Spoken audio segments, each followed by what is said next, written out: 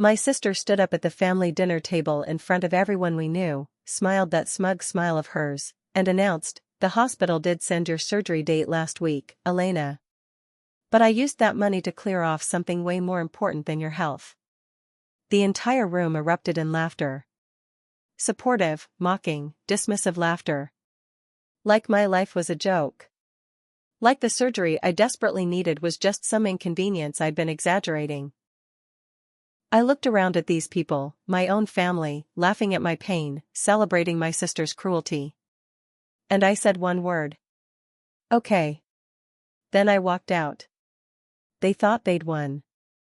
They thought I'd given up.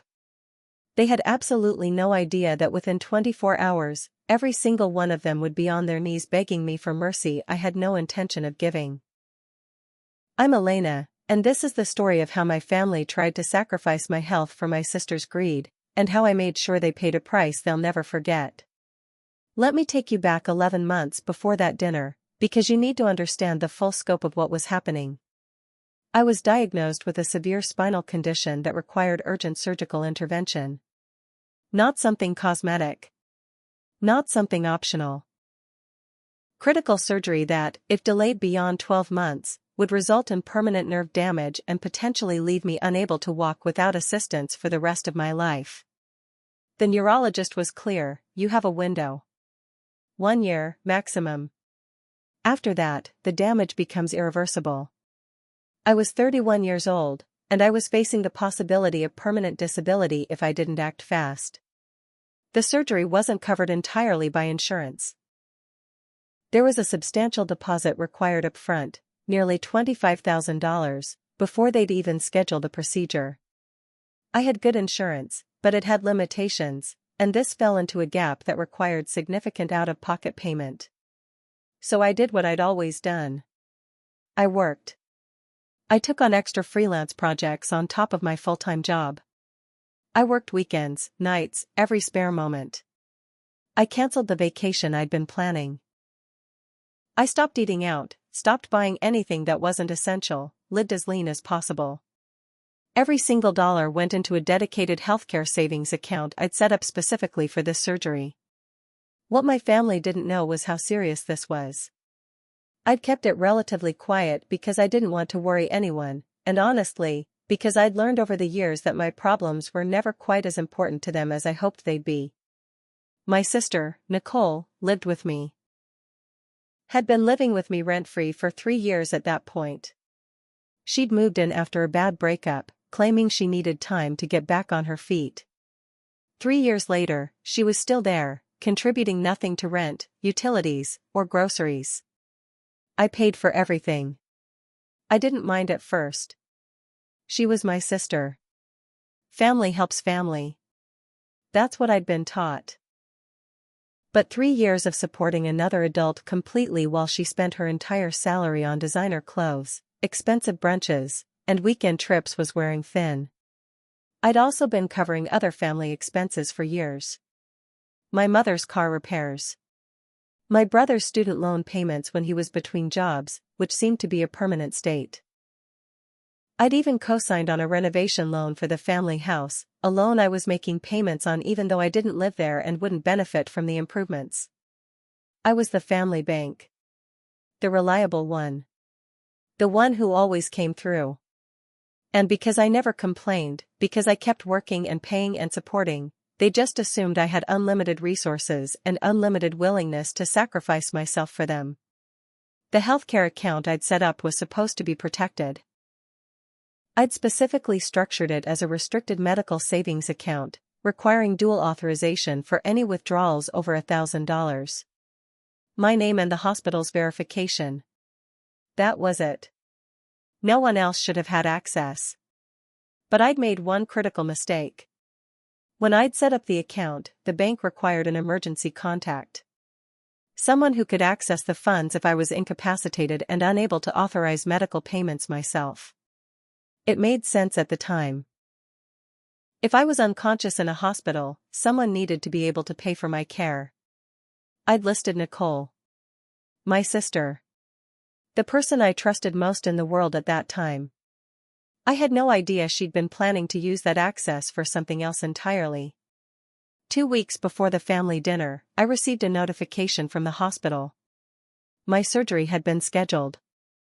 They'd sent the official date and final payment instructions to my address. I needed to confirm receipt and authorize the deposit transfer within 7 days or lose my spot in the surgical queue, potentially pushing my surgery past the critical 12-month deadline. I was relieved. Scared, but relieved. I'd saved enough. The surgery would happen in time. I'd be okay. I checked my healthcare account to verify the balance before authorizing the transfer. And my entire world stopped. The account was empty. Completely empty. $24,700. Gone. I stared at my phone screen, refreshing over and over, convinced it was an error. It had to be an error. But it wasn't.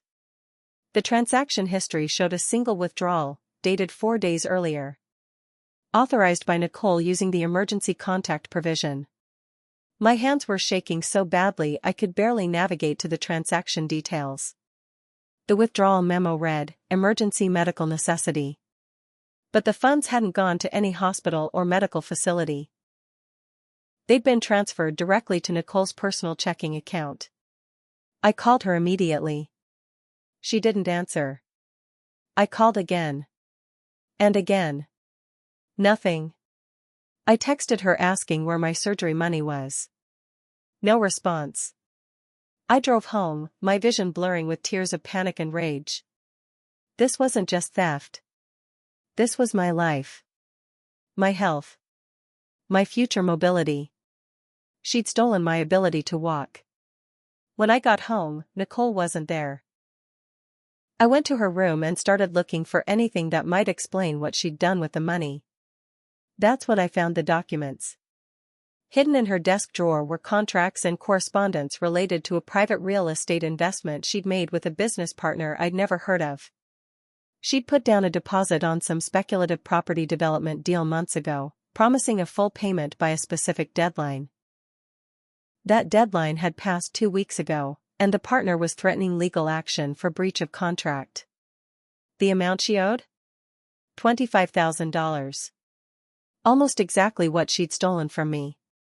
There were text messages printed out, conversations between Nicole and this partner where she'd promised the money was handled, that she'd taken care of it using family resources, and that he didn't need to worry about the legal threats anymore. She'd stolen my surgery money to pay off her secret, reckless investment debt. She'd forged emergency authorization documents, claiming I was incapacitated and needed emergency fund access, and the bank had processed it without verifying because she was listed as my emergency contact. The betrayal was so massive, so incomprehensible, that I actually felt physically ill. I ran to the bathroom and threw up, my body rejecting the reality of what my own sister had done to me. When Nicole finally came home that evening, I confronted her immediately. I showed her the empty account, demanded an explanation. She had the audacity to be defensive. "I was going to pay you back before your surgery. It's not like you needed it this second." I had an emergency, Elena. A real emergency. If I didn't pay Derek, he was going to sue me and ruin my credit. My surgery is a real emergency. I shouted, my voice breaking. I have a deadline. If I don't get this surgery in time, I could lose the ability to walk. Do you understand that? Your credit score versus my spine. You're being dramatic, she said, actually rolling her eyes. You're walking fine right now. You can wait a few more months. I'll get the money back to you. From where, Nicole? You don't have a savings account. You don't have any money. Where are you getting $25,000? She shrugged. I'll figure it out. The property investment will pay out eventually. When it does, I'll pay you back with interest. Eventually? Eventually? I have weeks, Nicole. The hospital sent my surgery date. I needed to confirm and pay by next week or I lose my spot. Then I guess you'll have to reschedule, she said casually, like we were discussing a haircut appointment and not my spine. It's not the end of the world. You'll get another date. The coldness, the complete lack of remorse or understanding, the dismissive way she treated my life-altering medical crisis as an inconvenience to her schedule, it was like looking at a stranger. You stole from me, I said quietly, the rage crystallizing into something cold and hard. You forged authorization, you lied to the bank, and you stole my medical funds. I borrowed them, she corrected. And don't be so selfish, Elena. Family helps family. You've always had more money than me anyway. Stop acting like this is some huge tragedy. I'd always had more money because I worked constantly and lived frugally while she partied and spent recklessly. But pointing that out was apparently me being selfish. I told her she had 48 hours to return the money or I was pressing charges. She laughed. Actually laughed in my face and said, "You won't. You never do. You'll complain and then you'll forgive me because that's what you always do. You're too weak to actually follow through." She was right that I'd always forgiven her before. Every borrowed $20 never returned, every "I'll pay you back next week" that never happened, every time she'd taken advantage of my generosity and given nothing in return. I'd always let it go. Not this time. This time she'd gone too far. But before I could take legal action, before I could report the theft, my mother called. There was going to be a family dinner in 3 days. A celebration for my aunt's retirement. Everyone would be there. Extended family, family friends, people from the community. It was a big deal, and attendance was mandatory. I didn't want to go. I wanted to stay home and figure out how to salvage my surgery situation. But my mother was insistent, and I was too tired and emotionally destroyed to fight. So I went. And that's where everything exploded. The dinner was at my parents' house, their dining room packed with people. Nicole was there, playing the perfect daughter, chatting and laughing like she hadn't just destroyed my life 4 days earlier. I sat quietly, barely touching my food, trying to get through the evening. At some point, one of my aunts asked me how my health was, if I'd gotten everything sorted out with my appointments. Before I could answer, Nicole stood up. Literally stood up so everyone would pay attention. And she announced, her voice bright and cheerful. "Oh, the hospital sent Elena's surgery date last week. But I used the money to take care of something way more important than her health. Elena's fine. She can wait." The room went silent for exactly 3 seconds. Then someone laughed. Then someone else. Then the whole table erupted in laughter and approving nods. My uncle said, "Well, Elena's always been healthy as a horse. I'm sure whatever Nicole needed was more urgent." My aunt added, "Elena can handle waiting. She's tough." My own mother said, "Nicole must have really needed it if she used that money. I'm sure Elena understands. Family comes first." I sat there, surrounded by people I'd supported financially and emotionally for years, listening to them laugh about my sister stealing my surgery funds. Listening to them dismiss my pain, my fear, my literal physical health as less important than whatever Nicole wanted. Nicole was beaming, soaking up the approval, the validation of her choice. She looked directly at me, that smug smile on her face, daring me to make a scene. If you've ever been betrayed by your own family, if you've ever had people you loved dismiss your pain to support someone who hurt you, subscribe to this channel right now. Because what I did next is going to show you exactly how to take back your power when people think you're powerless. I looked around the table one more time. At the faces of people who were supposed to love me, supposed to care about me, laughing at my expense. And something inside me that had been bending under the weight of their expectations, their demands, their endless taking, finally snapped. I didn't yell. I didn't cry. I didn't defend myself. I just said one word, "Okay." Then I stood up, grabbed my coat, and walked out. No explanation. No dramatic speech. Just okay and gone. Behind me, I heard someone say, "Well, she's being sensitive." More laughter. They thought I was pouting. They thought I'd gone home to sulk and would eventually come crawling back to apologize for making things awkward. They were wrong. I got in my car and drove straight to my apartment. Nicole was still at the dinner, probably celebrating her victory. I had maybe 2 hours before she came home. I packed everything I owned. Everything that mattered, anyway. Clothes, documents, laptop, sentimental items. I loaded my car until it was full.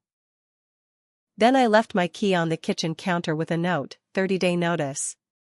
I'm moving out. You have 1 month to find somewhere else to live. Then I drove to a hotel and checked in for a week while I figured out my next move. That night, I didn't sleep. I sat in that hotel room and made a plan. A comprehensive, thorough, absolutely unforgiving plan. First, I contacted my lawyer. The same lawyer who'd helped me set up my will the year before. I explained everything. The stolen money, the forged authorization, the medical urgency, the family's complicity through their support of Nicole's actions. He was furious on my behalf. Elena, this is felony theft. Potentially fraud. You could press criminal charges. I want to do more than that, I said. I want consequences for everyone who enabled this. We spent hours going through my options. I gathered every document, every text message, every bank statement, every piece of evidence. I requested the forged authorization documents from the bank, documents where Nicole had lied and claimed I was incapacitated. I also pulled records of every payment I'd made for family expenses over the past 5 years. The rent and utilities I'd covered for Nicole. The car repairs for my mother. The student loans for my brother. The renovation loan payments for the house I didn't live in. $53,000. I'd given my family $53,000 over 5 years, and they'd just laughed while my sister stole my surgery money. My lawyer helped me draft several documents. Legal notices. Debt recalls. Formal demands for repayment of loans that I'd stupidly never formalized in writing but could prove through bank records.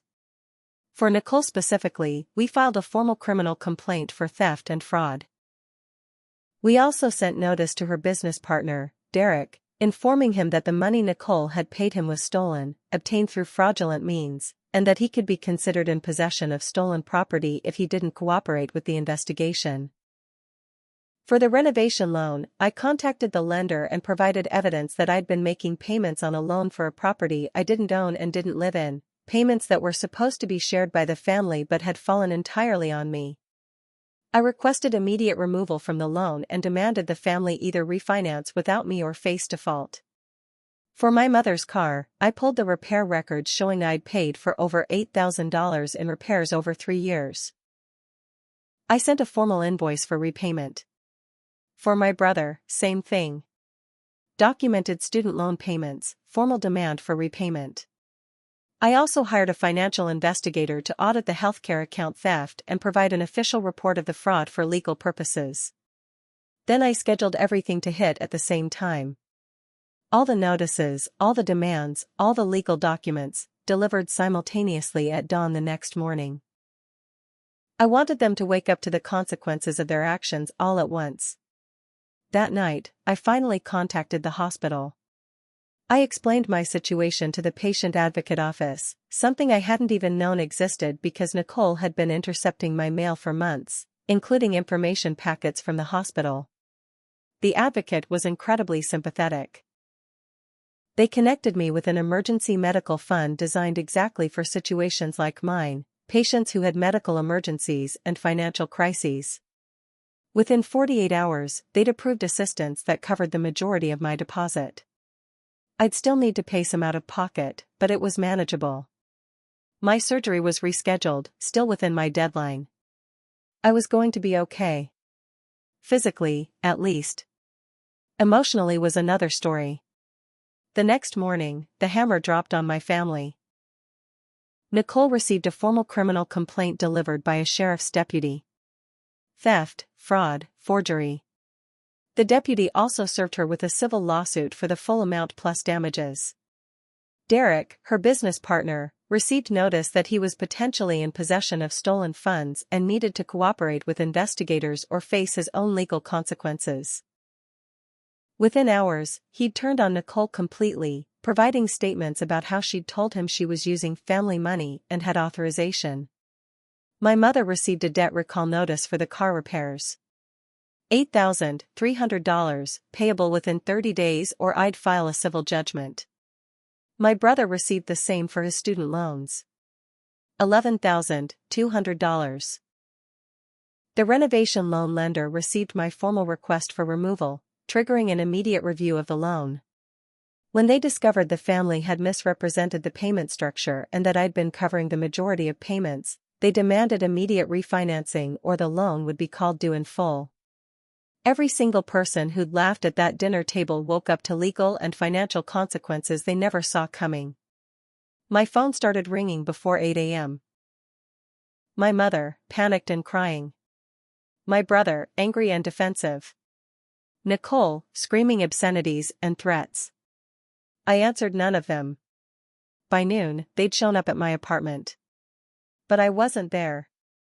I'd moved to a different hotel, and they had no idea where. By evening, Nicole's criminal complaint had made its way through initial processing. The prosecutor's office had reviewed the evidence and decided to move forward. The case was solid. She was facing actual charges. Derek had filed his own lawsuit against Nicole for fraud and misrepresentation. The renovation loan was in default review, and the bank had frozen the account, halting all construction on the house. My mother's car had been flagged for repossession potential if the debt wasn't settled. My brother's credit was at risk from my civil filing. Everything they'd taken for granted, all the support I'd provided that they'd assumed was infinite and unconditional, was collapsing. 3 days later, they found me. Not at home, but they tracked me down through a mutual friend who didn't know better than to give out my location. They showed up at my office. All of them. My mother, my brother, Nicole, even my father who'd been mostly absent from the drama until the money problems affected him. They were crying. Begging. My mother literally got on her knees in the parking lot, sobbing, asking me to please make this stop, please forgive them, please understand they didn't know I was serious. Nicole was shaking, pale, terrified of the criminal charges. Elena, please. I'll go to jail. Derek is suing me. I'll lose everything. Please drop the charges. I'm your sister. You were my sister when you stole my surgery money, I said, my voice cold. You were my sister when you forged documents. You were my sister when you told that entire dinner table that your debt was more important than my spine. Where was sisterhood then? I made a mistake, she screamed. People make mistakes. You're destroying my entire life over one mistake. You made a choice, I corrected. A deliberate, calculated choice to steal from me. And then you humiliated me publicly. You laughed. They all laughed. Remember? My mother was still on her knees. Elena, please. We'll pay you back. We'll make this right. Just please stop the legal action. We're family. Family doesn't steal from each other. Family doesn't mock each other's pain. Family doesn't celebrate cruelty. You're not my family. You're people who share my DNA and who took advantage of my kindness until there was nothing left to take. My brother tried anger. You're being vindictive and petty. Over what, some money? You always had money. You were fine. This is just you being spiteful. Some money? My voice was shaking now, the rage finally breaking through. My surgery money. Money I saved by working 70-hour weeks. Money that was the difference between walking normally for the rest of my life or facing permanent disability. Nicole didn't steal my spare change. She stole my health. My future. And you laughed. So yes, I'm being spiteful. I'm being exactly as cruel as you deserve. They tried for another hour. Pleading, threatening, guilting, every manipulation tactic they'd used on me for years. But I was done being manipulated. Finally, I looked at all of them and said, "I'm giving you the same consideration you gave me. None. Now get out of my sight before I call security." They left, still crying, still begging. I went back to my office and closed the door.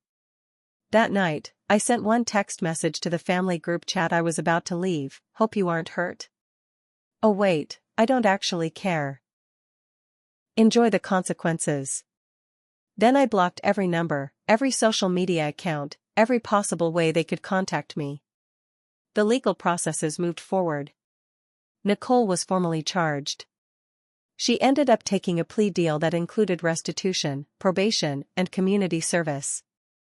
Derek's lawsuit resulted in a judgment against her that she'll probably be paying off for years. The renovation loan defaulted. The family had to sell the house to cover the debt.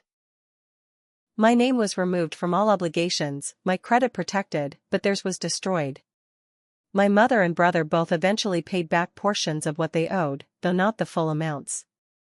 I accepted what they paid and wrote off the rest as the cost of learning who they really were. I moved to a different city. New job, new apartment, new phone number. I didn't tell anyone in my family where I went. My surgery happened 6 weeks after that dinner. It was successful.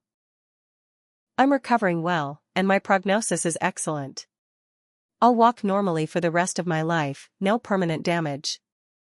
I started therapy to process the betrayal and the grief. Because it is grief. Grieving the family I thought I had, the relationships I believed were real. Some distant relatives have tried to reach out, saying I went too far, that I destroyed the family over pride. But they weren't there. They didn't hear the laughter. They didn't feel the knife of betrayal from the people who were supposed to protect me. I don't regret any of it. Not the legal action, not cutting them off, not the consequences they faced. They made choices. They chose Nicole's comfort over my health. They chose to mock rather than support. They chose cruelty. I just chose to stop accepting it. People think family means unconditional tolerance. That you have to forgive anything because you share blood. But unconditional love shouldn't mean conditional dignity. It shouldn't mean sacrificing yourself on the altar of people who'd never do the same for you. I gave them years of support, thousands of dollars, endless patience, and forgiveness. And when I needed them most, they laughed at me. So I gave them exactly what they gave me, nothing. The pain of what they did still surfaces sometimes. I'll see a family having dinner together, laughing genuinely, supporting each other, and I'll feel this ache for what I never really had. But I don't miss them specifically. I miss the idea of them. The family I wanted them to be. And I've started building something better. A chosen family of friends who actually show up, who care about my well-being, who celebrate my successes and support me through struggles.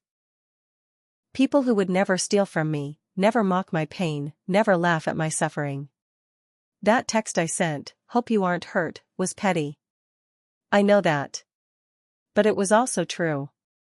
They'd asked me if I was hurt by their actions, and when I'd tried to tell them I was, they'd laughed. So when their world fell apart, when they were hurting from the consequences of their choices, I gave them the same empathy they'd given me. None. I'm not the villain in this story, even though they've probably painted me as one. The person who steals surgery money from their disabled sister is the villain. The family who laughs at that theft is complicit. The person who protects themselves and demands accountability is just someone who finally learned their worth.